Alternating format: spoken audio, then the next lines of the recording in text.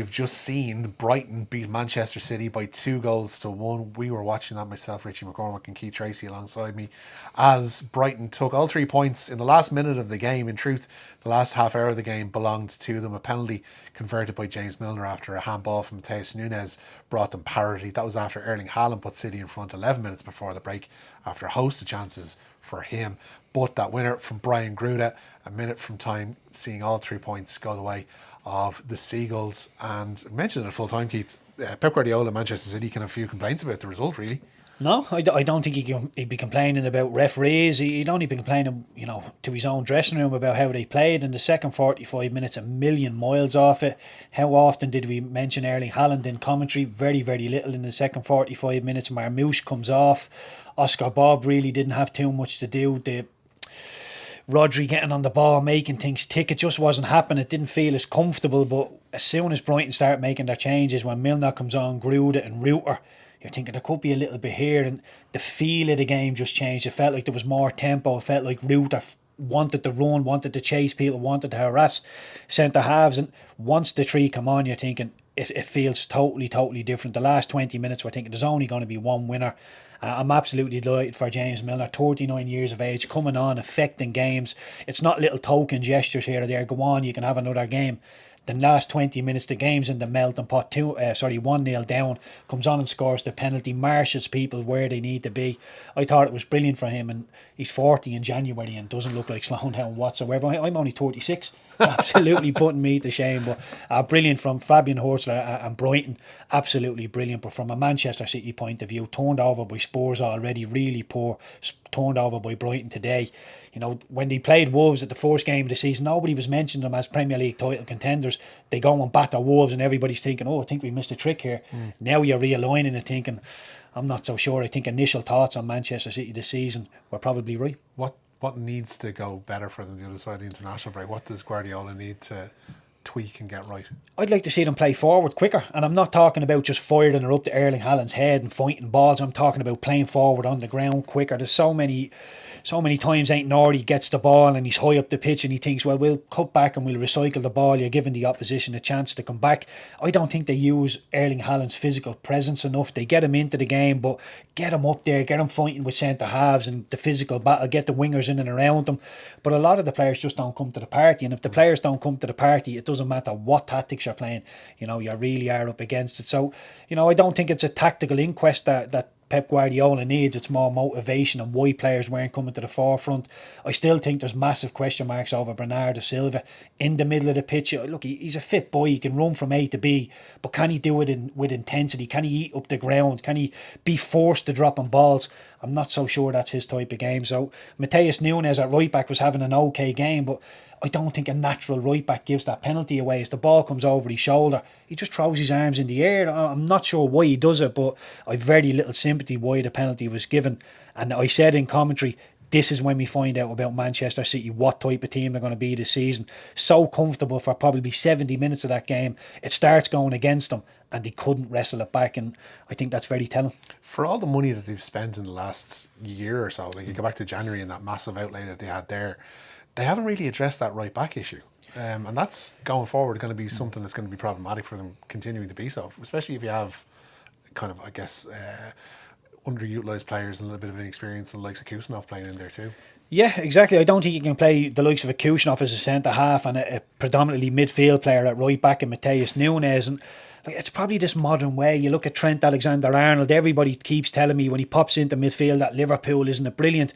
But at some point in that position, you're going to have to defend, and it might just be a long ball over the top that looks like nothing really, but if you defend it improperly, as Matheus Nunes does, it can come back and bite you on the arse. And as I say, if that's a natural right back, if that's a Kyle Walker in his prime, I don't think he makes that silly decision, and his recovery speed, all these type of things. I know Pep will probably sit here and say, well, I'm getting a ball playing midfielder to play right back when we don't have the ball, but when we do have it, we're getting overloads in midfield. But it never felt comfortable. It never felt like they had control of the game other than the first 45 minutes. And like I say, Matoma and Minta were absolutely brilliant on the wings for Brighton. And every opposition that plays against Manchester City, the first name they're going to look for is right back. And if it's Matheus Nunes, they will try and highlight that weakness. How good was Minta today? Unbelievable. Like you say, I think Newcastle will be looking, thinking, my God, we wouldn't mind having him, the whole PSR thing, getting him out of the building. He was excellent today. And it's not just, so much of, I've got kids in my house that look at social media. You think, oh, look at the little nutmeg, look at the little run here, look at that goal. Have a look at his work rate throughout the 97 minutes. It was absolutely phenomenal. And as I say, he was brilliant today on the ball, done all the things you expect him to do, little flashes here or there, nutmeg on 8-Nori, little swivel of the hips, leaves Rodri for dead, puts one just past the top corner. But his work rate was the outstanding thing. He was a better right back than Joel Veltman. Yeah, and I think Veltman had to cut it. Pitch, yeah. I think Veltman knew he had to overcover the centre halves because they had the wingers running through, especially Marmouche. So that had minted to come back. But when he did pick it up on the edge of his own 18-yard box, in the blink of an eye, he was on the edge of the City 18-yard box. I thought he was excellent. He was my man of the match today. And to be fair, you could have given it to a few of the Brighton players. To be fair to Brighton, they probably still lack a bit of cutting edge going forward. I don't know if Welbeck is the man to bear the responsibility of leading the line for a full season. Yeah, I think that's fair. I think, look, if you're asking a 33-year-old, I'm not sure when Danny is 34, if you're asking him to lead the line and be robust and play every game, it's probably a little bit too far. I think Fabian Hurtzler will say to you that, look, we're going to have Ruther up there as a number one striker and Danny will be the one to come in and out, which is no problem. But with Ruther just struggling that little bit before kick-off in terms of, I think he had a little bit of a hamstring. Yeah, no problem. In terms of the goals, Matoma's going to have to chip in. We know Matt O'Reilly can chip in. Ruther looks like he can do a bit. And on the other side, Minte, with his work rate, will chip in with a couple of goals. The middle of the pitch, I like Baliba, Hinchelwood as two holders. I'm not quite sure. I know the Baliba likes to break up things, like to be that disruptor in there. I think Hinchelwood is more of a footballer. Lovely little relationship, but they need more games together to develop that. But I like what I see. And even the first 45 minutes, Brighton could have been 2 or 3 down, but they seemed to take their medicine. I know Haaland's finishing wasn't really up to scratch, but it could have been worse. They took their medicine, get in at 1-0 down, and in the 70th minute, you see they really go hunting and manage to turn them over. Into the international break now, Ireland obviously playing Hungary and Armenia.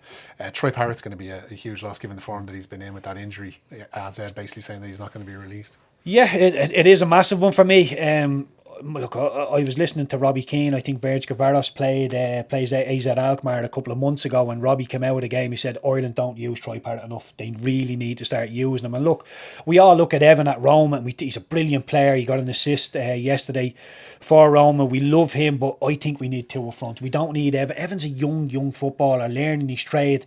I know he's at a huge club playing in a brilliant league, but he needs help up the top of the pitch. With our midfielders, they very rarely will go beyond our strikers. So we need somebody up there, the likes of a Troy and Adam Ida, Sammy Schmodics, whoever you want. It's got to be someone up there. I think, a 5-3-2, something like that would really help us. But yeah, Troy Parrott's going to be a big miss. He's the only one scoring consistently at a really good level. So Troy will be missed, and for me, he was probably the first name on the team sheet other than a Nathan Collins. Who do you go if you're Hamer Hogginson? Who do you send in support for Ferguson against Hungary? It's possibly going to be Adam Ida. Look, I'm not a massive fan of his move to Swansea. I understand why he's done it. He wants to play football. He's possibly going to get more minutes at Swansea than he did at Celtic. But I also think when Adam Ida doesn't play for Ireland, he's knocking on the door of Hamer Hogginson saying, I'm playing Champions League football, I'm playing European football. He hasn't got that now. He's now playing in the Championship with Swansea.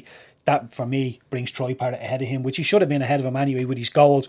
But I think there's daylight now between Troy and Adam Ida. So for me, it will be Adam Ferguson and sorry, Adam Ida. Adam Ida, yeah. Adam Ida will start, but it's Troy's position once he gets back fit. It's been a long afternoon. It's been a very Treacy, long. thanks so much. That's the kickback.